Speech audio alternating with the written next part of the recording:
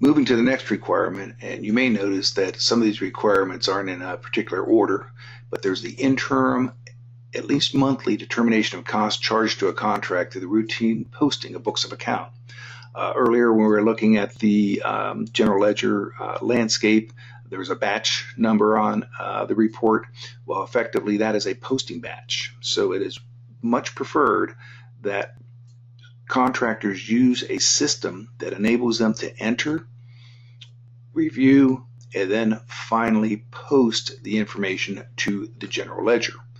So the way what that would look like from a accounting system standpoint, I'll run a process called post time cards to the general ledger.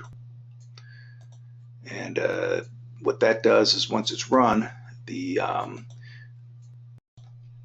so to illustrate that, post time cards to the general ledger, go ahead and run it. So what it's doing is it's taking for the individuals who have recorded time, their information for the contracts that they charged, the hours, the rate, the amount, any overtime. So this is a preview, and by clicking run, that will send it to the general ledger, and that's what is meant by interim, at least monthly posting of costs to the books of record.